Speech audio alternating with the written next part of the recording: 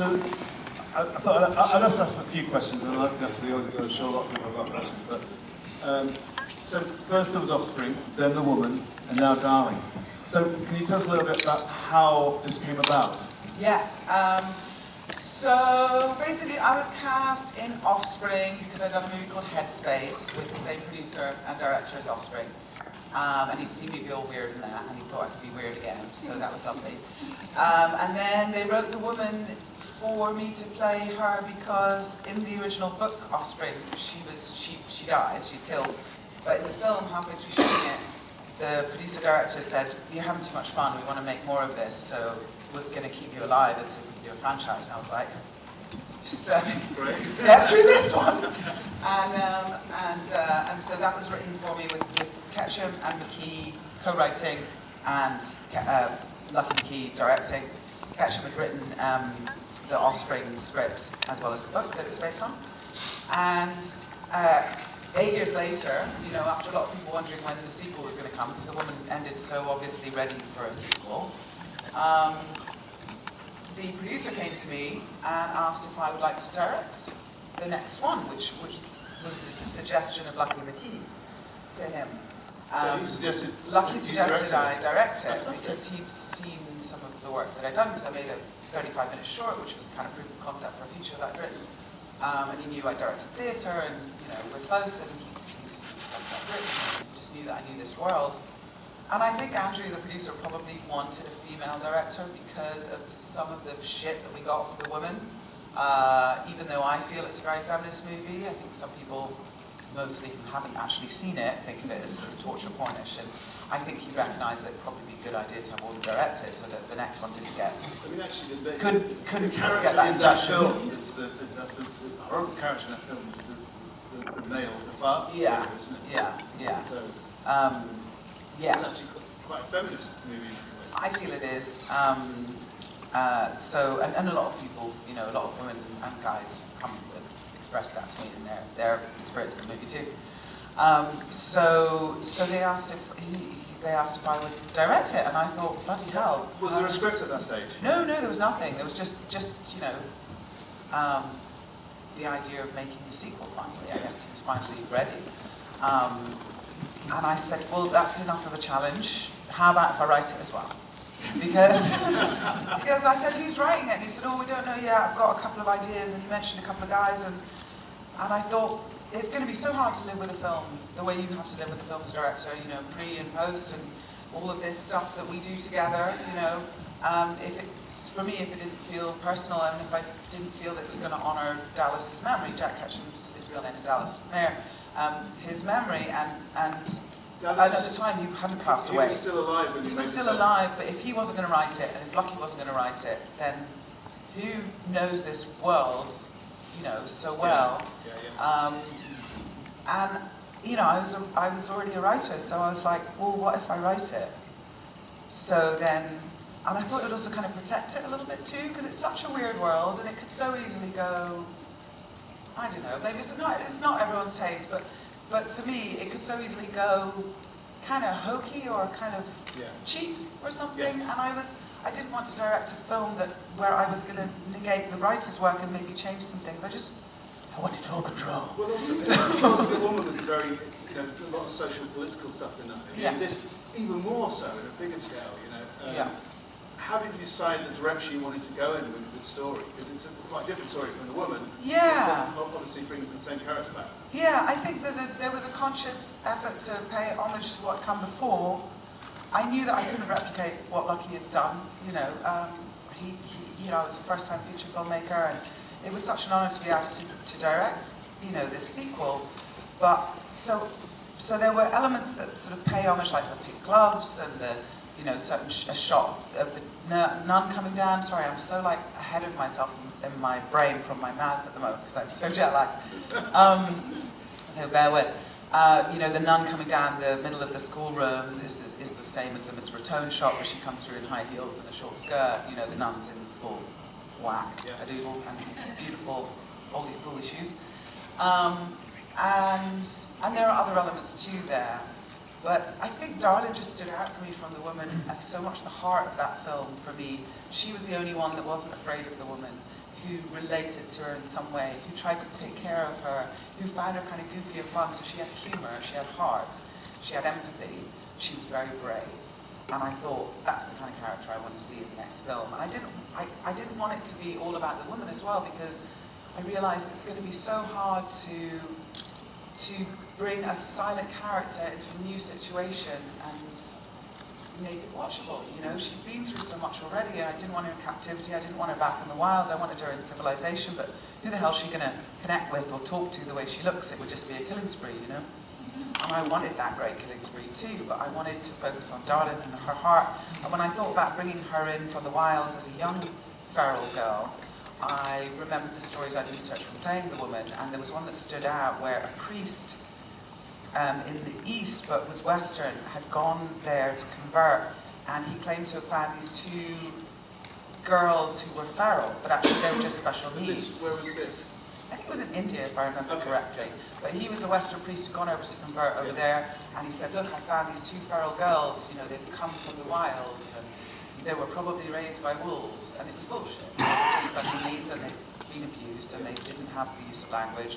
And I thought, well, the only reasons he would have done those in my mind was in order that he got money or fame, or the church got money or fame. And so that was kind of the seed, as you can see in the film. And the rest of it, I mean, the woman, where else is she going to find connection other than in a community in which odd behaviour and looking the way she does might be considered normal, you know? And there was a lot of different influences, but I think those are the main things that really, So once you'd written the script, what happened next? Was it easy to raise the finance, or was it, you know? It was kind of amazingly easy. I mean, of course, I wasn't out there pitching anything. That was the producer's job. But the first meeting that he had was with Dark Sky MPI, and they were down and up for it, and loved it, and didn't want to change anything about the script, and had the budget that we needed, which a week before production was then cut into a third, and the third was taken off. But that happens too. I'm not the only person that's happened to, for sure. So that's a major challenge. But that was a big challenge, yeah. So we had a 26-day shoot originally, then it became 24 days, and then with that, a week before, it became 21 days. We lost a day to snow, but as you saw from the opening and stuff, the camera crew were still game for going out and getting some snow 21 days footage. to shoot that movie? Yeah, it was really 20 days and a little bit of snow. Yeah. Right. Yeah. That's going Yeah, There's a lot going on in the movie. It's a big film. Yeah, There's it's a lot of really locations, ambitious writing. big cast. Yeah. Tell us about, so once you were basically greenlit, did you already know who you were going to cast in some of the roles? Because there's quite a big cast on this film. Yeah, well, funnily enough, I actually thought I had Annalise Basso to play Darlin, who she was the lead in Ouija, if anyone saw that, redheaded, wonderful, American actor. She was in Captain Fantastic as the oldest teenage. That was the one that falls off the roof. Right, yeah, fantastic. Yeah, and she was in Oculus playing young Karen Gillan, and I met her at a graveyard screening of The Neon Demon, and those around her were saying how great she was, and she was clearly intelligent and lovely, and she did a table read at my house very kindly when I was in an earlier draft of the script, and she was fab, and I was like, she's going to play Darlin, and thank God, because what a difficult role to cast. And she just got so incredibly busy, and we suddenly had to shoot it before the year was done, for tax reasons for the money folks. And I was shooting Walking Dead, so it was like I was shooting up until middle to end of November, and we had to shoot it before the end of the year. So the only way we could do it was to shoot it from mid to end of November through to the end of December. Yeah. And Annalise was booked on a TV show. She couldn't do it. She said, "Can we do it in March?" I was like, "We can't." Where did you shoot it? Shot it in Louisiana, in Baton Rouge and the surrounding area. Yep. So I was devastated by losing Annalise because it was such a hard role to cast. But we had a great casting director in Louisiana, and we had a great casting director in LA, and he brought in David Guglielmo was in LA, Lisa Marie Dupree in Louisiana, and David Guglielmo started sharing ideas with me of different actors, and Lauren Canny, that wonderful Irish actor, she was 19 at the time. She'd only been in LA for 4 months. She was the first person I met in the waiting room for the audition. And she was just a phenomenally fun person and cool and down to earth, and I just could tell she had a lot of heart. And I thought, even though she had jet black hair, I thought she would make a great redhead because she's got that pale skin. And I thought, God, I hope she's as good in the room as an actor as she is as a person, because I'd already fallen in love with her, essentially. You know, I just thought she was so wonderful. And she was amazing. She just brought it in the room. She brought it in the audition. This is her first major role? She was in a movie called 1,000 Times Good Night with Nicholas Coster-Waldau from Game of Thrones and Juliette Binoche. It wasn't a huge movie, but obviously it's not hugely known, I don't think, but it was obviously a big movie for her to do. And she played their daughter, and she was great in that. She played in an Irish TV show called Amber, and it was all about finding Amber.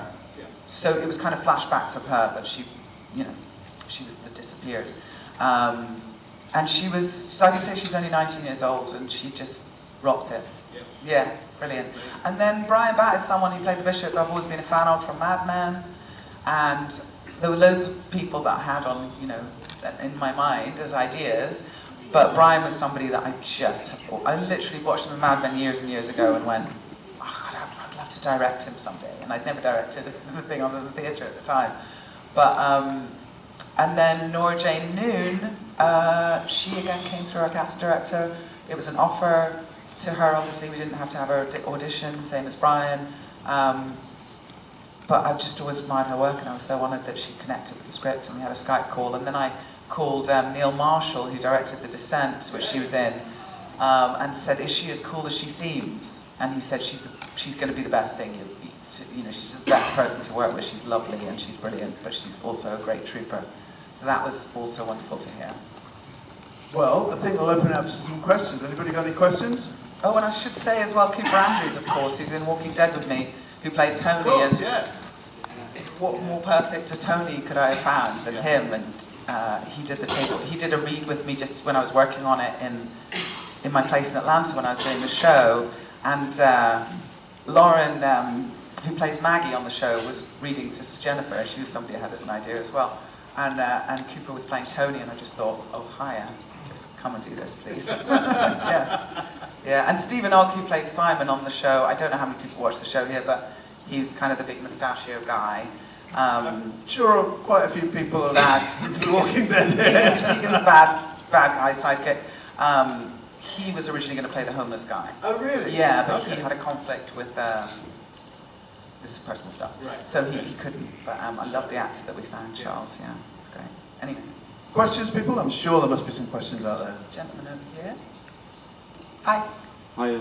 I was wondering what Lucky McKee thought of Darlin, and were you nervous about doing a follow-up to it, The Woman? Yeah, I mean, when I was first offered the opportunity, I was kind of floored, to be honest. And, you know, you're on the phone with somebody and they're offering it to you. You want to say yes or no right there. I knew it was going to be a yes, but I was also kind of dumbstruck, like, because I respect Lucky so much, and because I respect Ketchum so much, I didn't... Just the idea was just astounding for a first-time feature maker, you know, to be offered such a thing. Lucky and I are close, and his opinion means a lot to me, but I also knew that if I was going to take on this challenge, I had to take it on with confidence, and so I started with confidence and continued that way. When I finished the first draft, I sent it to him, and he just said, great, carry on. And I was like, please say something, you know. But he's a guy who doesn't want to give notes, he doesn't want it. He knows what a first draft is, he wants to let the art flow kind of thing. I said this earlier, like being Scottish, saying art in front of a British audience just makes me want to like curl up into a ball and vomit on myself. But he does want to let you kind of do your thing.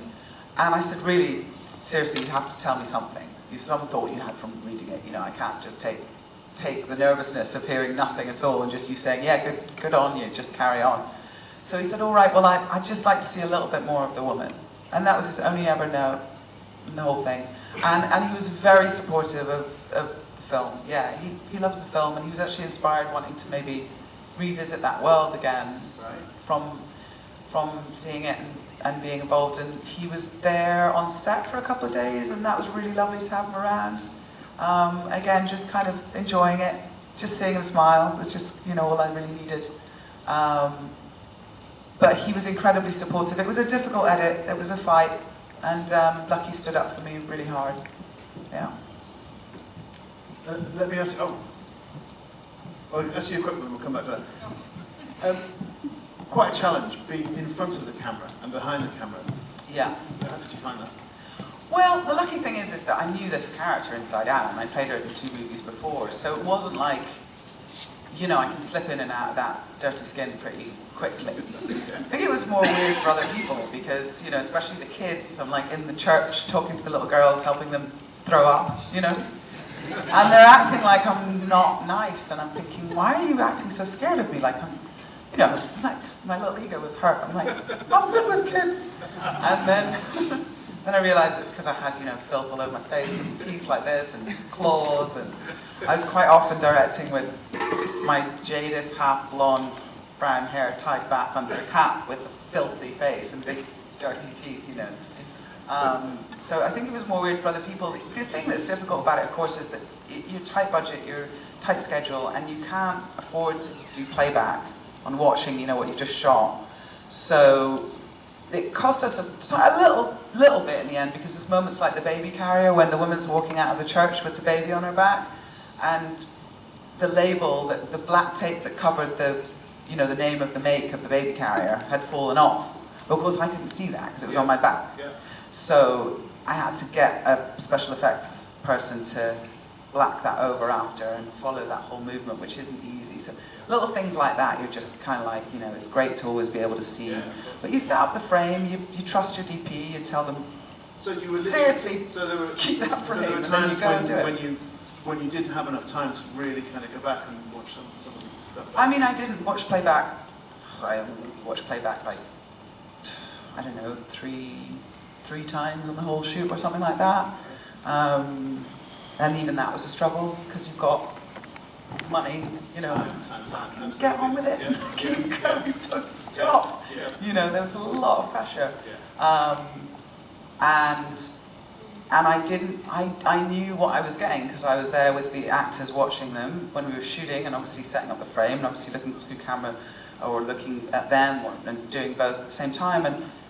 And then when I was in the scenes, I could tell whether they worked or not because the actors were with me, and so I could see that they were in it and they were feeling it. It was only my own performance that I had to question, and at the end of the day, I'm not going to waste time and money on something like that because you've got to trust it, really. You know, you've got to trust it.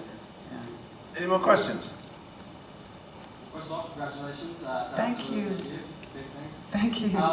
Were there any obstacles for, you know, this is your first time directing? Was there anything that took you by surprise and at the end of the day made you a better filmmaker after all?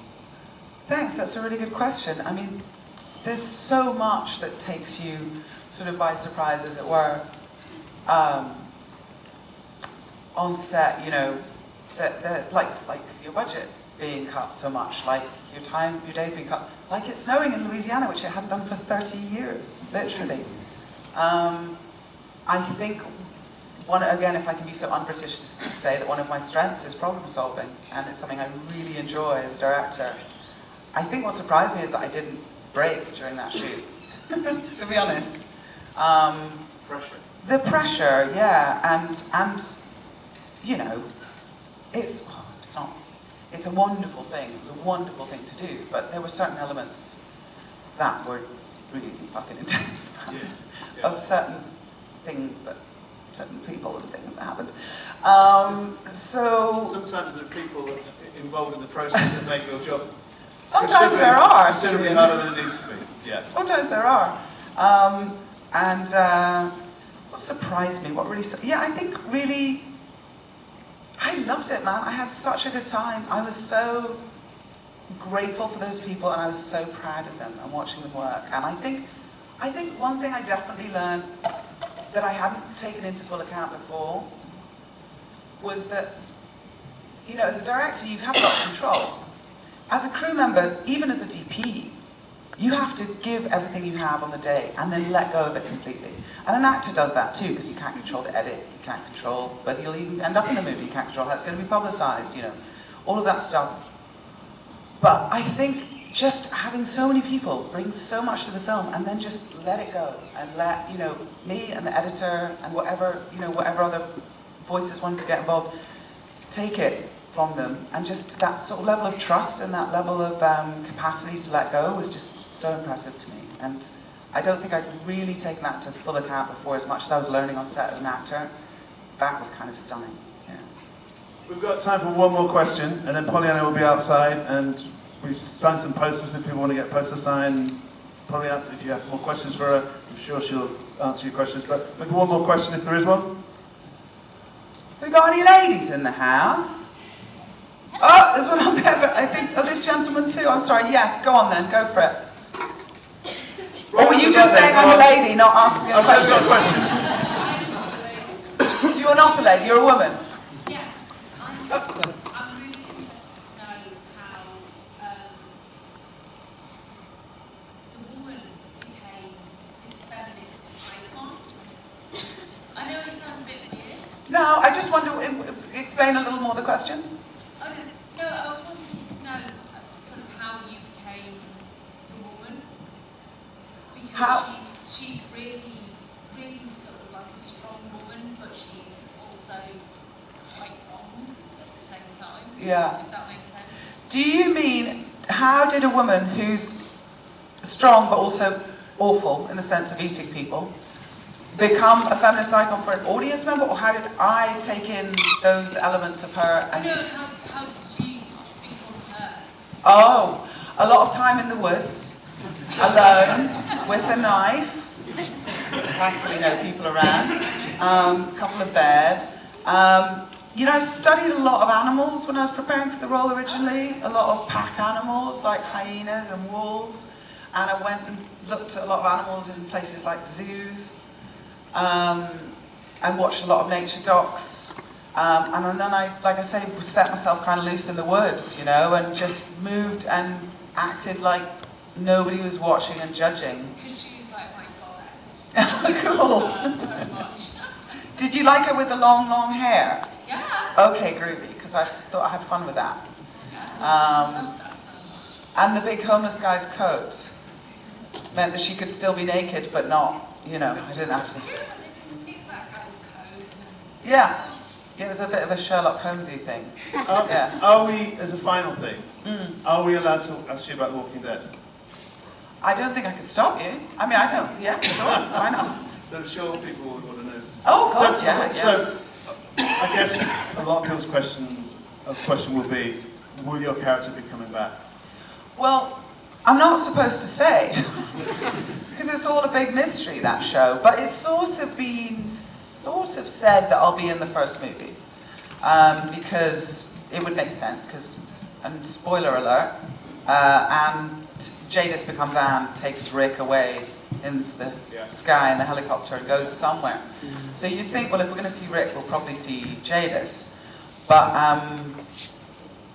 there's nothing exactly solidly, completely signed and done just yet. Okay. So not only am I sort of supposed to remain completely vague about it for, you know, for the show's inherent mystery, but also for myself. I would love to do it, but, you know, it's not all finalised just Okay. yet. Okay, fair enough. Yeah. Okay, well listen, give Pollyanna a round of applause, and she'll be outside.